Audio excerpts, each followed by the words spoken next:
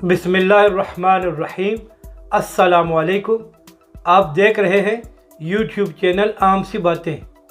New Zealand की team 18 साल बाद पाकिस्तान में आई थी, मगर मैच खेले बगैर ही वो वापस चले गए हैं और ये पाकिस्तान और पाकिस्तान की क्रिकेट के ख़िलाफ़ एक बहुत बड़ी साजिश है। मगर अफसोस इस बात का है कि मरियम नवाज़ साहिबा इस मामले पर भी सियासत कर रही है। हालांकि हुकूमत पाकिस्तान ने न्यूजीलैंड की टीम को फुल प्रूफ सिक्योरिटी दी हुई थी और सदर के लेवल का प्रोटोकॉल भी दिया जा रहा था, मगर मैच से चंद घंटे पहले न्यूजीलैंड की टीम ने इनकार कर दिया और कहा कि हमें सिक्योरिटी थ्रेट है।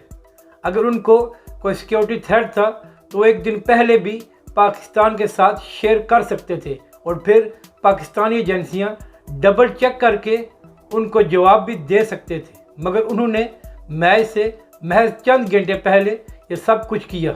इसके बाद पाकिस्तान के वज़ीर-ए-आज़म इमरान खान साहब ने भी न्यूजीलैंड की वज़ीर-ए-आज़म से ख़ुद बात की, उनको यकीन दिलाया ऐसी कोई बात नहीं है और पाकिस्तान एक महफूज मुल्क है। मगर फिर भी उन्होंने मैच खेलने से इनकार कर दिया और कहा कि हमारे खिलाड़ियों की सिक्योरिटी सबसे अहम है। अब इस सारे मामले पर इमरान खान साहब या उनकी हुकूमत का कोई कसूर नहीं है। उन्होंने तमाम इंतज़ामात किए हुए थे, मगर एक साजिश के तहत ये सब कुछ किया गया है। मगर अफसोस इस बात का है कि मरियम नवाज़ साहिबा जो एक बड़ी जमात की नायब सदर हैं, वो इस मामले पर भी सियासत कर रही हैं।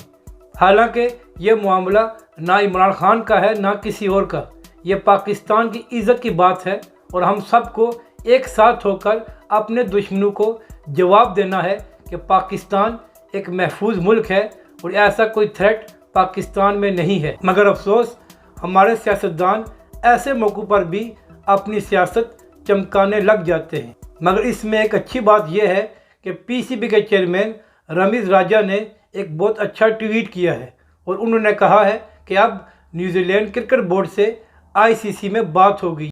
यानी उन्होंने कहा है कि ये मामला इसी तरह नहीं छोड़ा जाएगा बल्कि आईसीसी में उठाया जाएगा। तो अब न्यूजीलैंड को जवाब देना पड़ेगा कि इनको क्या सिक्योरिटी थ्रेट था।